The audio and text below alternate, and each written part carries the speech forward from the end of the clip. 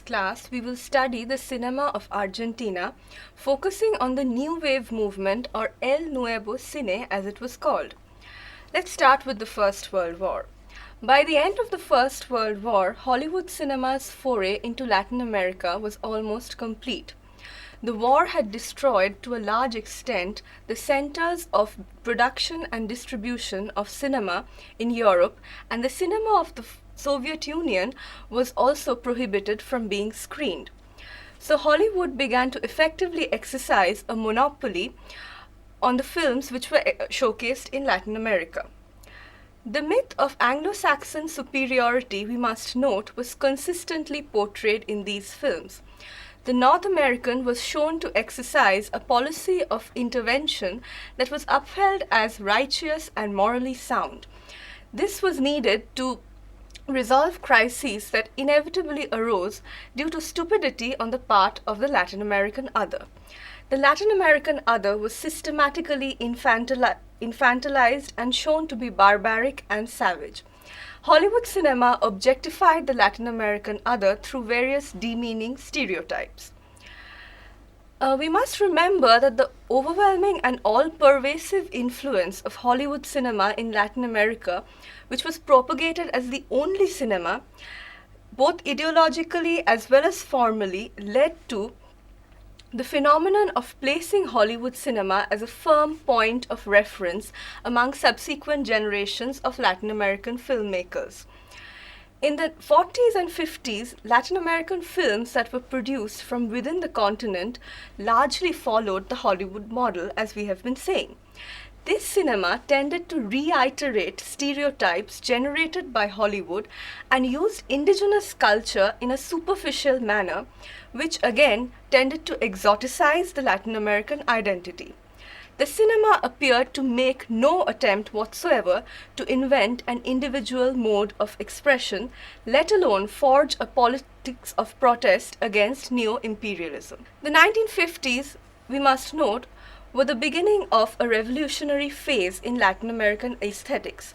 The quest for the expression of a uniquely Latin American identity and the need to render the specificities of the Latin American lived experience witnessed several artistic landmarks, such as the publication of Canto General, landmark poem by Chilean poet Pablo Neruda. Canto General was published in 1952. The Cuban novelist Alejo Carpenter's novel The Lost Steps was also an important moment in the reinvention of Latin American aesthetics. In the introduction to another novel, The Kingdom of the World, Carpenter introduced the concept, a very important concept in Latin American studies, the concept of lo real maravilloso, or the marvelous real. Carpenter said that the Latin American reality appears to be heightened or exaggerated because of the simultaneity and hybridity of cultures that are disparate and yet coexist. Carpenter called for the celebration of this phenomena. Politically, the 50s were also a time of sweeping political changes, and dictatorships were defeated in several countries. There were left-aligned movements in countries like Argentina, and a strong resistance was placed before the implementation of imperialist policies in Argentina as well. Cinematically in Argentina, for instance, it was the beginning of an aesthetics of revolutionary change governed by social, political, and economic concerns.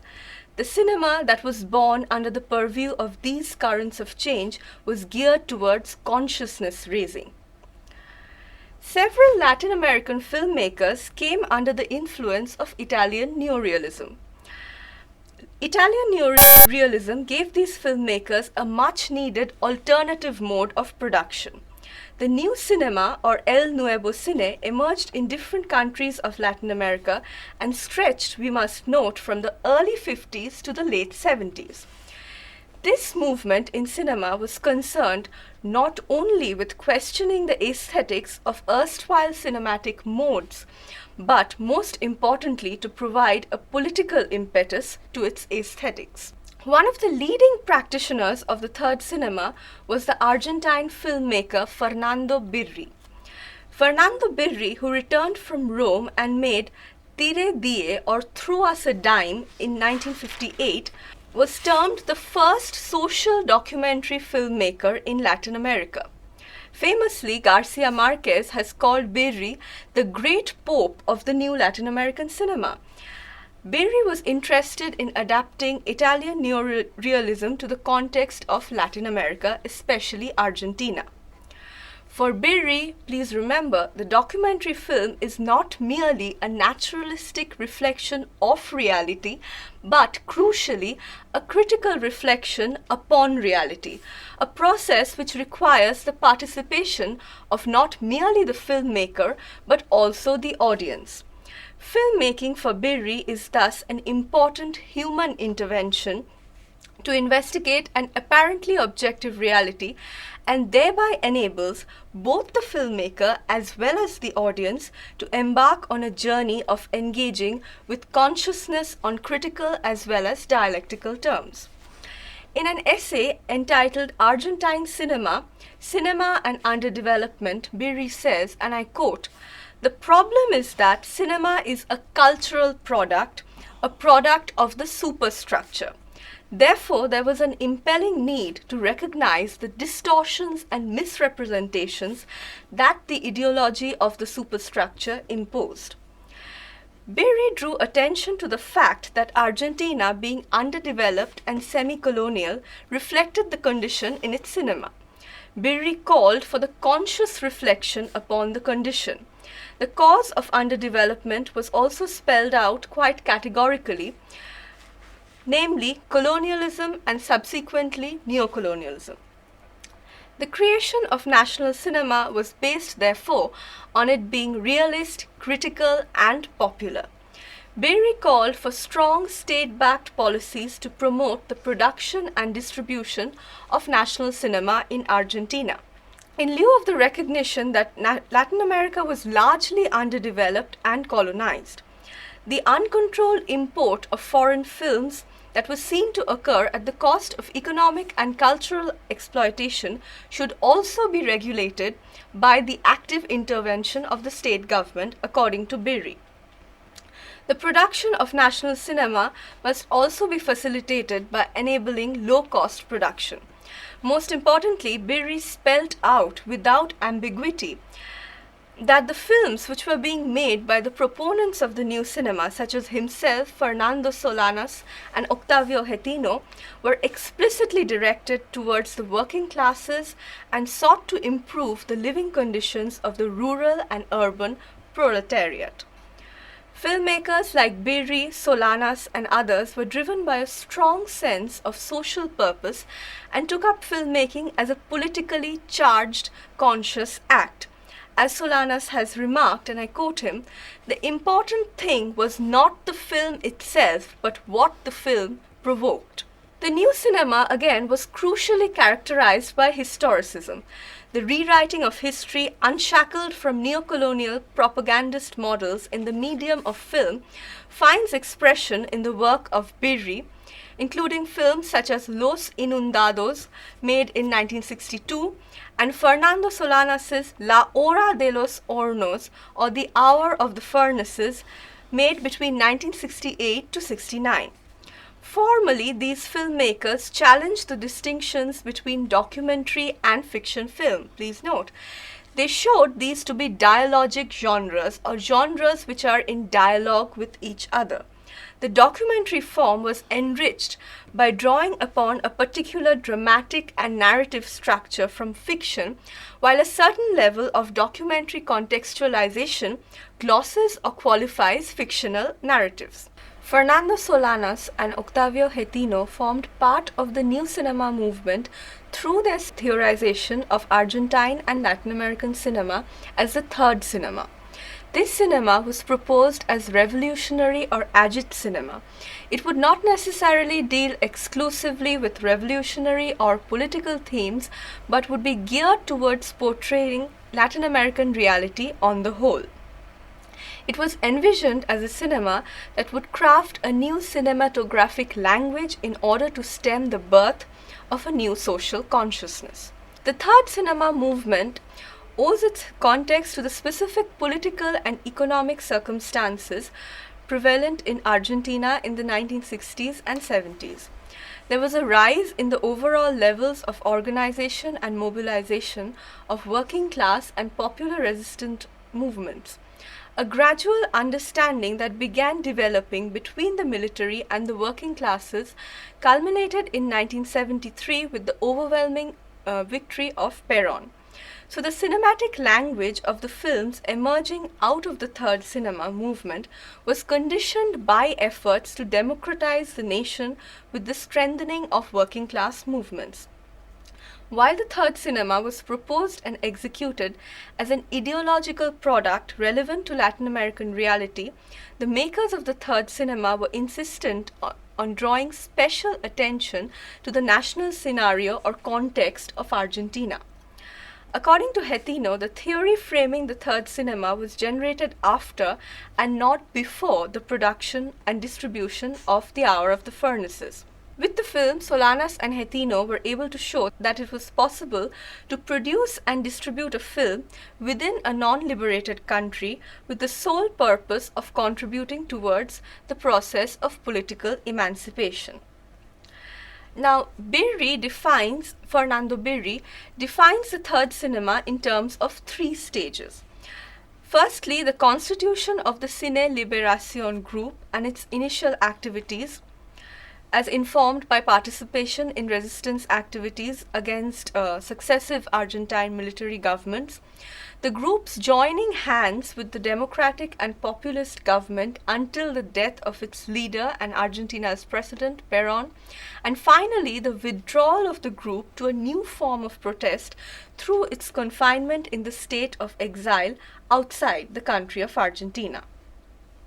The first stage can be placed between 1966 to 71.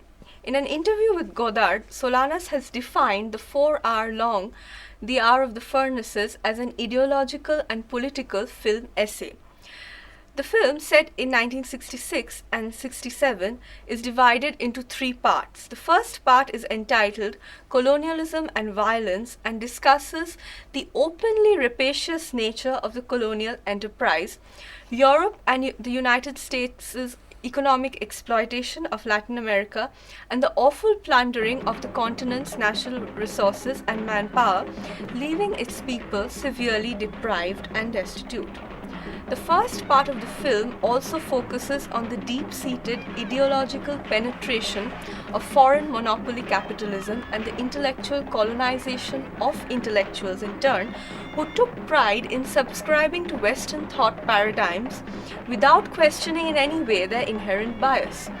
This part ends famously with an image of Che Guevara on which the camera lingers, proclaiming violent revolutionary resistance as the only means of securing one's emancipation. The second part is called The Chronicle of Peronism, 1945 to 55, and is subdivided into the decade of violence stretching from 1955 to 65. This part documents two important decades in Argentine history very closely and thrusts before the audience more blatant images of violence and is entitled Violence and Liberation.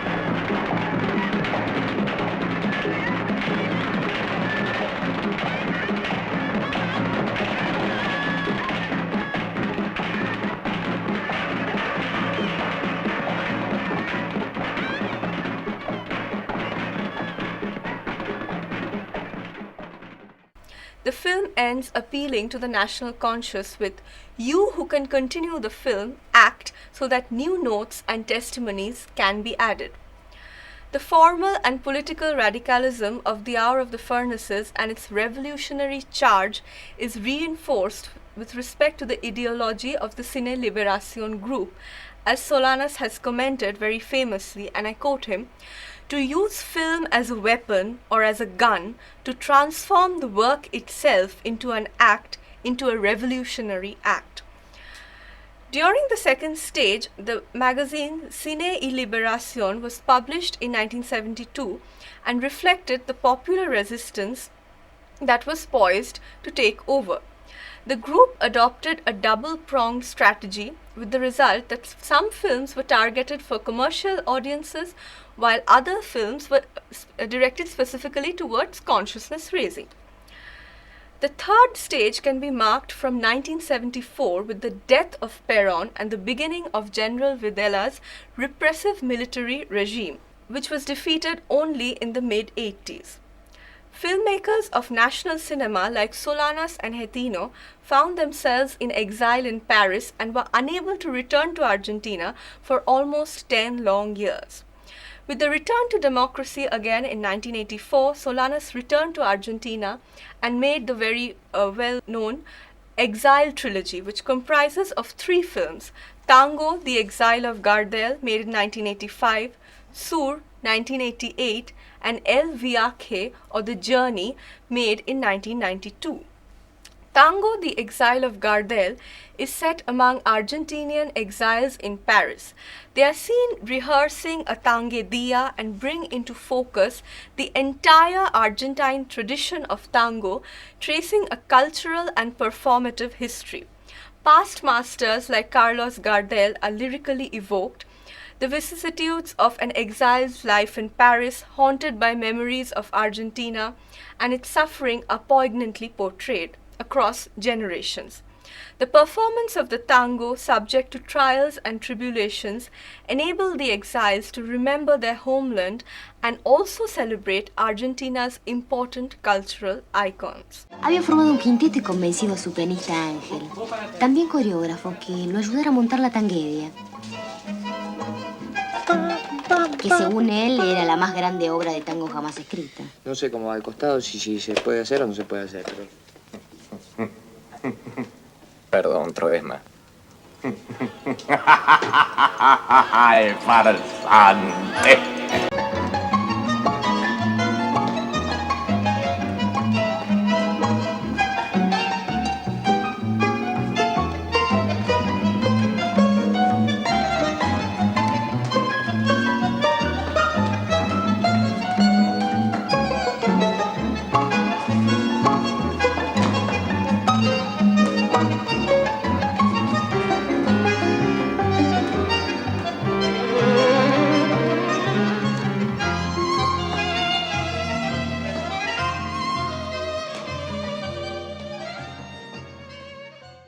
Ma'am, could you please tell me what is Solanas's film Sur about?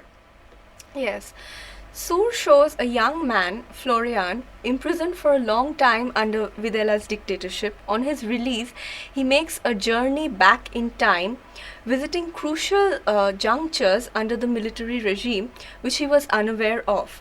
He is accompanied by a martyr who was also his friend, and we see imaginary situations like where a nationalist intellectual, a trade union leader, a progressive military man, and a tango singer sit around a table of dreams laying out visions of liberal Argentina. Sur reflects the pain of separation between Florial and his wife Rosie and the impact the dictatorship had on human relationships, creating ruptures that were very hard to heal. San Juan y Boedo antiguo y todo el cielo, Pompeya y más allá la inundación, tu melena de novia en el recuerdo y tu nombre flotando en el adiós, la esquina del herrero, barro y pampa, de tu casa, tu vereda y el zanjón, y un perfume de yuyos y de alfalfa que me llena de nuevo el corazón. Sur, paredón y después sur, una luz de almacén. Ya nunca me verás como me vieras, recostado en la vidriera esperándote, y ya nunca alumbraré con las estrellas nuestra marcha sin querellas por las noches de Pompeya, las calles y las lunas suburbanas, y mi amor y tu ventana, todo muerto ya lo sé.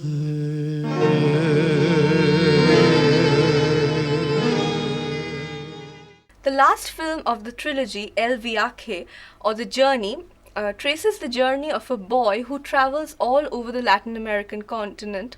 It was shot across as many as 5 Latin American countries and projects a premise of pan-Latin Americanism. Memories and magic realism permeate the film, and by his own confession, to conclude, Solanas has said that in this film he has succeeded in combining different modes of expression, the grotesque, the pathetic, as well as the satirical. Ma'am, can you tell us what occurred during Videla's dictatorship? Yes. As we said, the third stage of the new cinema is marked from 1974, which saw the death of Perón and the beginning of Videla's repressive military regime. Videla's dictatorship began from 1974 and stretched till the mid-80s, 1984 to be precise. It saw the coming together of the military and the extreme right and launched a calculated and brutal offensive against the Peronists and the declared members of the civil population. Members of the civil population were declared to be leftist sympathizers and enemies of the state. During this reign of terror, most famously, as many as 30,000 Argentines were disappeared, that is, abducted and removed to secret concentration camps across the country and tortured. Many died in these camps, while others were executed routinely, their bodies often disposed of clandestinely in Argentina as well as in the neighboring country of Chile.